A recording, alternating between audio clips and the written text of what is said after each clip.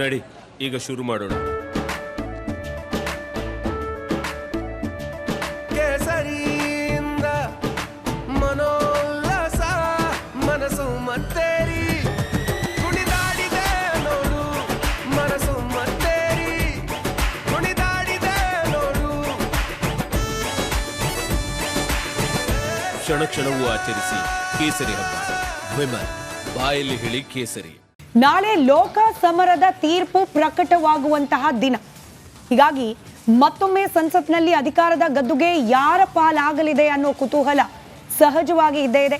Exit ಪೋಲ್ಗಳು ಬಂದಿದೆ. ಬಹುತೇಕ exit ಪೋಲ್ಗಳು NDA ಮತ್ತೊಂದು ಅವಧಿಗೆ ಸರ್ಕಾರ ರಚನೆ ಮಾಡುತ್ತೆ ಅಂತ ಹೇಳ್ತಿದ್ರು ಕೂಡ ಎಕ್ಸಾಕ್ಟ್ ಪೋಲ್ ಏನು ಅನ್ನೋದರ ಕುತೂಹಲ ಮುಂದುವರೆದಿದೆ. ಈ ಕುರಿತಾದ ಒಂದು ಡೀಟೇಲ್ ರಿಪೋರ್ಟ್ ಇದೆ, ಗಮನಿಸಿ, ನಂತರದಲ್ಲಿ ಚರ್ಚೆ.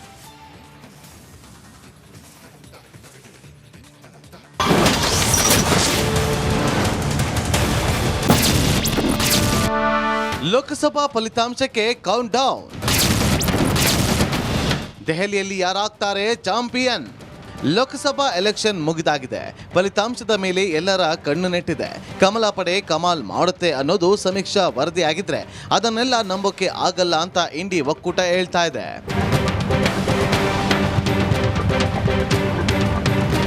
ಎರಡು ಬಾರಿ ಗದ್ದುಗೆ ಹಿಡಿದ NDA ಮೂರನೇ ಬಾರಿಯೂ ಅಧಿಕಾರಕ್ಕೆ ಏರಲು ತುದಿಗಾಲ ಮೇಲೆ ನಿಂತಿದೆ.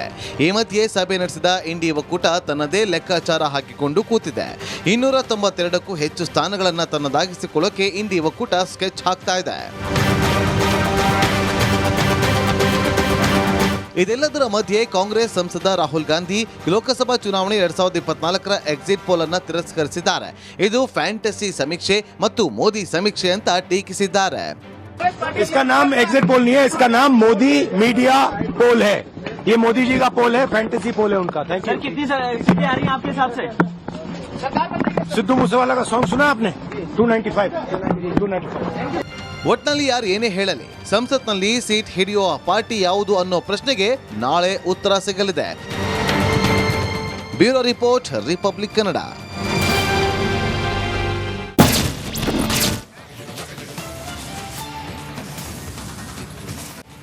ಎಕ್ಸಿಟ್ ಪೋಲ್ಗಳನ್ನ ನಂಬೋದು ಬಿಡೋದು ಆಯಾ ಪಕ್ಷಗಳಿಗೆ, ವ್ಯಕ್ತಿಗಳಿಗೆ ಬಿಟ್ಟ ವಿಚಾರ. ಆದ್ರೆ ವಿರೋಧ ಪಕ್ಷಗಳ ಒಂದು ಆಟಿಟ್ಯೂಡ್ ಇದೆಯಲ್ಲ ಶ್ರೀಪಾದ್ ಪಾಟೀಲ್ರೆ, ನನ್ಗೆ ಯಾವಾಗ್ಲೂ ಪ್ರಶ್ನೆ ಆಗುತ್ತೆ. EVM ಮೆಷಿನ್ ಮೇಲೆ ಡೌಟು, ಎಲೆಕ್ಷನ್ ಪ್ರಾಸೆಸ್ ಮೇಲೆ ಡೌಟು, ಎಕ್ಸಿಟ್ ಪೋಲ್ಗಳ ಮೇಲೆ ಡೌಟು. ಹಾಗಾದ್ರೆ ನಂಬಿಕೆ ಇರೋದು ಯಾವ್ದ್ರ ಮೇಲೆ? ಇದೇ ಇನ್ ಕೇಸ್ ಎಕ್ಸಿಟ್ ಪೋಲ್ಗಳಲ್ಲಿ ಇಂಡಿ ಮೈತ್ರಿಕೂಟಕ್ಕೆ ಮುನ್ನಡೆ ಅನ್ನೋದಿದ್ರು ಕೂಡ ಇದೇ ರೀತಿಯ ಸ್ಟ್ಯಾಂಡ್ ಇರ್ತಿತ್ತ ಅವರದ್ದು? ಗೊತ್ತಿಲ್ಲ. ಪ್ರಶ್ನೆ ಮಾಡಬಹುದು ಯಾರು ಬೇಕಾದ್ರೂ, ಅಥವಾ ಅದ್ರ ಬಗ್ಗೆ ಒಬ್ಜೆಕ್ಷನ್ಗಳನ್ನ ವ್ಯಕ್ತಪಡಿಸಬಹುದು. ಬಟ್ ಸ್ಟಿಲ್ ಈ ರಾಹುಲ್ ಗಾಂಧಿ ಅವರದೇ ಮತ್ತೊಂದು ಸ್ಟೇಟ್ಮೆಂಟ್ ನನಗೆ ನೆನಪಾಗುತ್ತೆ. ಏನಂತಂದ್ರೆ ಸೌತ್ ಅಲ್ಲಿ ಸಾಫು, ನಾರ್ತ್ ಅಲ್ಲಿ ಹಾಫು, ಇದು ಭವಿಷ್ಯ ನಮ್ಮ ಎಕ್ಸಿಟ್ ಪೋಲ್ ಅಂತ ಹೇಳಿದ್ರು. ಅಂದ್ರೆ ಬಿಜೆಪಿ ಏನಿದೆ ಸೌತ್ ಇಂಡಿಯಾದಲ್ಲಿ ಅಂದ್ರೆ ದಕ್ಷಿಣ ಭಾರತದ ರಾಜ್ಯಗಳಲ್ಲಿ ಗೆಲ್ಲಿಕ್ ಸಾಧ್ಯನೇ ಆಗೋದಿಲ್ಲ, ಶೂನ್ಯ ಸಂಪಾದನೆ ಆಗುತ್ತೆ. ಉತ್ತರ ಭಾರತದ ಭಾಗಗಳಲ್ಲಿ ಅರ್ಧ ಮಾತ್ರ ಗೆಲ್ಲಿಕ್ ಸಾಧ್ಯ. ಹೀಗಾಗಿ ಈ ಬಾರಿ ಇಂಡಿ ಮೈತ್ರಿಕೂಟಕ್ಕೆ ಗೆಲುವಾಗುತ್ತೆ ಅಂತ ಹೇಳಿ ವಾಸ್ತವ ಅನ್ಸುತ್ತಾ, ಹತ್ರ ಅನ್ಸುತ್ತಾ? ಅದು ಕಾಂಗ್ರೆಸ್ ಅವರು ಯಾವಾಗ್ಲೂ ಕೂಡ ಈ ಒಂದು ಆರೋಪವನ್ನ ಮಾಡ್ತಾರೆ. ನಮ್ಮ ರಾಜ್ಯದಲ್ಲೇ ಕ್ಲಿಯರ್ ಅಬ್ಸಲ್ಯೂಟ್ ಮೆಜಾರಿಟಿ ಸಿಗ್ತಾವ್ರಿಗೆ 136 ಸ್ಥಾನಗಳನ್ನ ಗೆದ್ದಾಗ EMದೇನೋ ಪ್ರಾಬ್ಲಮ್ ಇದೆ ಅಂತ ಹೇಳ್ಬೋದಿತ್ತು. ಇದೇ ಕಾಂಗ್ರೆಸ್ DK ಶಿವಕುಮಾರ್ ಆದಿಯಾಗಿ DK ಶಿವಕುಮಾರ್ ಕೂಡ ಎಕ್ಸಿಟ್ ಪೋಲ್ ಅಲ್ಲಿ ನಂಗೆ ನಂಬಿಕೆ ಇಲ್ಲ ಅಂತ ಹೇಳಿದ್ರು. EVM ಹ್ಯಾಕ್ ಅಂತ ಹೇಳ್ತಾರೆ. ಈಗ ರಾಹುಲ್ ಗಾಂಧಿ ಅವರು ಕೂಡ ಅದೇ ಮಾತನ್ನ ಹೇಳ್ತಾ ಇದ್ದಾರೆ, ಇದು ಎಕ್ಸಿಟ್ ಪೋಲ್ ಅಲ್ಲ ಮೋದಿ ಪೋಲ್ ಅಂತ.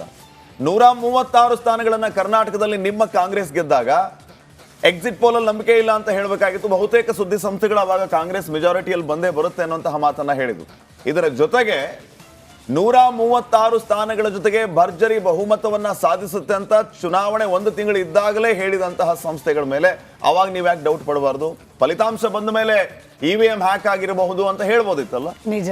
ಎಕ್ಸಿಟ್ ಪೋಲ್ ಅನ್ನು ನಾವು ನಂಬೋದಿಲ್ಲ ಅಂತ ಅವಾಗ್ಲೂ ಕೂಡ ಹೇಳ್ಬೋದು. ನಿಜ. ಕರ್ನಾಟಕದ್ದೇ 2 ಸಂಸ್ಥೆ, ರಿಪಬ್ಲಿಕ್ ಮೀಡಿಯಾ ನೆಟ್ವರ್ಕ್ ಟೈಪ್ ಆಗಿರೋ ಪಿಮಾಕ್ ಹಾಗೆ ಮಾಟ್ರಿಕ್ ಸಂಸ್ಥೆ ನೀಡಿರುವ ಎಕ್ಸಿಟ್ ಪೋಲ್ ನ ರಿಪೋರ್ಟ್ ಅನ್ನ ಒಂದ್ ನಿಮಿಷ ಗ್ರಾಫಿಕ್ಸ್ ಅಲ್ಲಿ ನಾವು ಗಮನಿಸಿದ್ರೆ, ಪಿಮಾಕ್ ನಲ್ಲಿ ಬಿಜೆಪಿ 22 ಗೆಲ್ಲುವ ಸಾಧ್ಯತೆ ಅಂತ ಹೇಳಲಾಗ್ತಾ ಇದೆ. 28ರ ಪೈಕಿ 22 BJP in the sense BJP JDS ಮೈತ್ರಿಯ ಲೆಕ್ಕಾಚಾರ ಅದು. ಕಾಂಗ್ರೆಸ್ 6 ಕ್ಷೇತ್ರಗಳಲ್ಲಿ ಗೆಲುವನ್ನ ಸಂಪಾದನೆ ಮಾಡಬಹುದು ಅಂತ ಹೇಳಲಾಗ್ತಾ ಇದೆ. ಇದರ ಜೊತೆಗೆ ಮ್ಯಾಟ್ರಿಕ್ಸ್ ಸಂಸ್ಥೆ ನಡೆಸಿರುವಂತಹ ಎಕ್ಸಿಟ್ ಪೋಲ್ನ ಸಮೀಕ್ಷೆಯಲ್ಲಿ ಬಿಜೆಪಿ 18ರಿಂದ 20, ಕಾಂಗ್ರೆಸ್ 5ರಿಂದ 8, JDS 1ರಿಂದ 3 ಅಂತ ಹೇಳಲಾಗ್ತಾ ಇದೆ. ನೋಡೋಣ ಯಾವ ಸರ್ವೆ ರಿಪೋರ್ಟ್ ಹತ್ತಿರಕ್ಕೆ ಪ್ರೆಡಿಕ್ಟ್ ಮಾಡಿದೆ. ನಾಳೆ ಈ ಗ್ಯಾರಂಟಿ ಗುದ್ದಾಟಗಳ ಮಧ್ಯೆ ಕೇಸರಿ ಕಲಿಗಳು ಇಷ್ಟರ ಮಟ್ಟಿಗೆ ಗೆದ್ದು ಬರ್ತಾರೆ ಅಂತಂದ್ರೆ, ಅಂದ್ರೆ 136 ಸ್ಥಾನಗಳನ್ನ ರಾಜ್ಯದಲ್ಲಿ ಕಾಂಗ್ರೆಸ್ ದಿಗ್ವಿಜಯ ಸಾಧಿಸಿದೆ. ಇದ್ರ ಮಧ್ಯೆ ಒಂದು ಕಾನ್ಫಿಡೆನ್ಸ್ ಅಲ್ಲಿದ್ದಾರೆ, ಸಾಲಿಡ್ ಬಹುಮತ ನಮಗೆ ಸಿಗುತ್ತೆ, ಯಾಕಂದ್ರೆ ಗ್ಯಾರಂಟಿ ಅಷ್ಟು ವರ್ಕೌಟ್ ಆಗಿದೆ. ಗ್ರಾಮೀಣ ಭಾಗದಲ್ಲಿ ಮಹಿಳೆಯರ ಸಾಲಿಡ್ ಮತಗಳು ನಮಗೆ ಸಿಗುತ್ತೆ ಅನ್ನುವಂತಹ ನಂಬಿಕೆ ಕಾಂಗ್ರೆಸ್ನವರದ್ದು. ಆದಾಗ್ಯೂ ಕೂಡ 20ರಿಂದ 22 ಸ್ಥಾನಗಳಲ್ಲಿ ಬಿಜೆಪಿ ಗೆಲ್ಲುತ್ತೆ ಅಂತಂದ್ರೆ ಗ್ಯಾರಂಟಿ ಗುದ್ದಾಟದ ಮಧ್ಯೆ ಇವರು ಗೆದ್ದು ಬೀಗ್ತಾರೆ. ಗ್ಯಾರಂಟಿ ಇಫೆಕ್ಟ್ ಆಗಿಲ್ವಾ ಹಾಗಿದ್ರೆ ರಾಜ್ಯದಲ್ಲಿ? ಇಲ್ಲ, ಬಹುತೇಕ ಮ್ಯಾಟರ್ ಆದ್ರ ನಿಜ. ಇನ್ಫ್ಯಾಕ್ಟ್ ರಿಪಬ್ಲಿಕ್ ಕನ್ನಡದ ಪ್ಯಾನಲ್ ಬರೋರು ಕೂಡ ಅನೇಕರು ವಕ್ತಾರರು, ಪಕ್ಷದ ವಕ್ತಾರರು ಈ ಚುನಾವಣಾ ಕಾರ್ಯಕ್ಕೆ ಹೋದ ಸಂದರ್ಭದಲ್ಲಿ ಅವ್ರು ಹೇಳ್ತಿದ್ದೀನಿ. ಇನ್ಫ್ಯಾಕ್ಟ್ ಬಿಜೆಪಿ ಅವರೇ ನನ್ಗೆ ಹೇಳ್ತಾ ಇದ್ರು, ಇಲ್ಲಿ ಬೇರೆ ಬೇರೆ ವಿಚಾರಗಳು ಡಿಸ್ಕಸ್ ಆಯ್ತು. ನೇಹಾ ಮರ್ಡರ್ ಇಂದ ಹಿಡಿದ್ಬಿಟ್ಟು ಬರ ಪರಿಹಾರದವರೆಗೂ ಬೇರೆ ಬೇರೆ ವಿಚಾರಗಳು ಡಿಸ್ಕಸ್ ಆದ್ರೂ ಕೂಡ ಗ್ರೌಂಡ್ ಅಲ್ಲಿ ಮಹಿಳೆಯರ ಕೈಗೆ ಸೇರ್ತಾ ಇರುವ ಗೃಹಲಕ್ಷ್ಮಿ ಯೋಜನೆ 2,000 ರೂಪಾಯಿ ಅದು ಬಹಳ ಪರಿಣಾಮಶಾಲಿಯಾಗಿ ವರ್ಕ್ ಮಾಡೋ ಸಾಧ್ಯತೆ ಇದೆ. ಕಾಂಗ್ರೆಸ್ನ ಪರವಾಗಿ ವರ್ಕ್ ಮಾಡೋ ಸಾಧ್ಯತೆ ಇದೆ.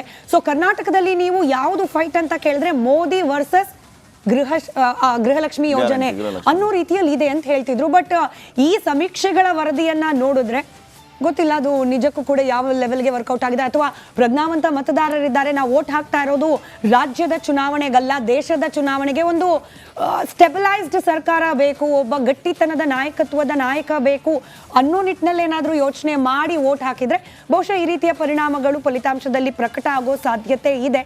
ಇನ್ನೊಂದು ಈ ಎಕ್ಸಿಟ್ ಪೋಲ್ಗಳಲ್ಲಿ ಈಗ ಬಿಜೆಪಿ ಅವರೆಲ್ಲ ಹೇಳ್ಕೊಂಡ್ ಬರ್ತಾ ಇದ್ದದ್ದು ಅಬ್ಕಿ ಬಾರ್ 400 ಪಾರ್ ಅಂತ ಹೇಳಿ, ಆದ್ರೆ 350, 370, 390 ಡಿಜಿಟ್ಸ್ ಇದೆ. 400 ಕ್ಲಿಯರ್ ಮೆಜಾರಿಟಿ ಬಹುತೇಕ ಸಿಕ್ಕಿಲ್ಲ. ಅಂದ್ರೆ 390, 395 400 ಅಂತ ಅನ್ಕೊಂಡ್ರೆ ಅಟ್ಲೀಸ್ಟ್ 370, 380 ರೀಚ್ ಆಗ್ತೀವಿ ಅನ್ನುವಂತಹ ಮಹದಾಸೆಯಿಂದ 400 ಅಂತ ಹೇಳ್ಕೊಂಡು ಬಂದ್ರ ಅಂತ. ಮೇ ಬಿ ಅಂದ್ರೆ ಲಾಸ್ಟ್ ಟೈಮ್ ಕಿಂತ ಗೇನ್ ಆಗುತ್ತೆ ಅಂತ ಹೇಳಿ ಕೆಲ ಸರ್ವೆಗಳು ಹೇಳ್ತಾ ಇದೆ. ಅಂದ್ರೆ 353, 52 ಹಂಗಿದ್ದದ್ದು 360 ಕ್ರಾಸ್ ಆದ್ರೂ ಕೂಡ ಲಾಸ್ಟ್ ಟೈಮ್ ಕಿಂತ ಗೇನ್ ಅಂತ ಹೇಳಿ. ಇವಾಗ ಕಾಂಗ್ರೆಸ್ನ ಕರ್ನಾಟಕದಲ್ಲಿ ತೆಗೆದುಕೊಂಡ್ರು ಕೂಡ ಕಳೆದ ಬಾರಿ ಕೇವಲ ಒಂದು ಕ್ಷೇತ್ರದಲ್ಲಿ ಬೆಂಗಳೂರು ಗ್ರಾಮಾಂತರ DK ಸುರೇಶ್ ಅವ್ರು ಮಾತ್ರ ಗೆದ್ದಿದ್ದು. ಈಗ 6 ಅಂತಂದ್ರು ಅದು ಗೇನೆ ಕಾಂಗ್ರೆಸ್ಗೆ ಲೆಕ್ಕಾಚಾರದ ಪ್ರಕಾರ ನಾವು ಮ್ಯಾಥಮೆಟಿಕಲಿ ಮಾತ್ರ ನೋಡೋದಾದ್ರೆ. ಬಟ್ ನೋಡೋಣ, ಅಲ್ಟಿಮೇಟ್ಲಿ ಪ್ರಜಾಪ್ರಭುತ್ವ ವ್ಯವಸ್ಥೆಯಲ್ಲಿ ಮತದಾರನೇ ಅಲ್ಟಿಮೇಟ್. ಮತದಾರ ಯಾವ ರೀತಿಯಾಗಿ high ambition is not a crime ಅಂತ ಹೇಳಿ, ಸೊ ಆ ರೀತಿಯ ಮಹದಾಸೆಯನ್ನ ಇಟ್ಕೊಳ್ಳೋದು ತಪ್ಪಲ್ಲ. ಅಟ್ ಲೀಸ್ಟ್ ನಾವು ರೀಚ್ ಆದ್ರೂ ಆಗ್ತೀವಿ, ಅದ್ರ ನಿಯರ್ ಆದ್ರೂ ಬರ್ತೀವಿ, ಅದು ನಮ್ಗೆ ಲಾಭನೇ ಆಗುತ್ತೆ ಅನ್ನೋ ಲೆಕ್ಕದಲ್ಲಿ. ರೈಟ್, ನೋಡೋಣ ನಾಳೆ ಇಷ್ಟೊತ್ತಿಗೆ ಒಂದಷ್ಟು ಮಾಹಿತಿಗಳು ಲಭ್ಯವಾಗೋ ಸಾಧ್ಯತೆ ಇರುತ್ತೆ. ಲೀಡ್ಗಳ ಮಾಹಿತಿಗಳು ಲಭ್ಯವಾಗ್ತಿರುತ್ತೆ, ಯಾವ್ಯಾವ ಕ್ಷೇತ್ರದಲ್ಲಿ ಯಾವ್ಯಾವ ಅಭ್ಯರ್ಥಿಗಳು ಲೀಡ್ನಲ್ಲಿದ್ದಾರೆ ಅಂತ ಹೇಳಿ. ಮತ್ತೊಮ್ಮೆ ಹೇಳ್ತಿದ್ದೀನಿ, non stop live coverage republic media ನೆಟ್ವರ್ಕ್ನ ಅತಿ ದೊಡ್ಡ ಟೀಮ್. ಬಹುತೇಕ ಪ್ರತಿ ಕ್ಷೇತ್ರಗಳಲ್ಲೂ ಕೂಡ ನಮ್ಮ ರಿಪೋರ್ಟರ್ಸ್ ಇರ್ತಾರೆ. ಫಸ್ಟ್ ಹ್ಯಾಂಡ್ ಇನ್ಫಾರ್ಮೇಶನ್ ನಿಮ್ಮವರೆಗೂ ತಲುಪಿಸುತ್ತೆ ರಿಪಬ್ಲಿಕ್ ಮೀಡಿಯಾ ನೆಟ್ವರ್ಕ್. ಟ್ಯೂನಿನ್ ಆಗಿ ರಿಪಬ್ಲಿಕ್ ಕನ್ನಡಕ್ಕೆ. ನಾಳೆ ಲೋಕ ಸಂಗ್ರಾಮದ ಮಹಾ ಫಲಿತಾಂಶದ ದಿನ ರಿಪಬ್ಲಿಕ್ ಕನ್ನಡದಲ್ಲಿ ಇರುತ್ತೆ ನಾನ್ ಸ್ಟಾಪ್ ಲೈವ್ ಕವರೇಜ್. ಬೆಳಗ್ಗೆ 5 ಗಂಟೆಯಿಂದ ಕರ್ನಾಟಕದ ನಂಬರ್ 1 ಎಲೆಕ್ಷನ್ ಕವರೇಜ್ ರಿಪಬ್ಲಿಕ್ ಕನ್ನಡದಲ್ಲಿ ಇರುತ್ತೆ. ನೀವು ಅದನ್ನು ಗಮನಿಸಬಹುದು. ನಾಳೆ ಬೆಳಗ್ಗೆ 5 ಗಂಟೆಯಿಂದಲೇ ಮೆಗಾ ಲೈವ್ ಅಪ್ಡೇಟ್.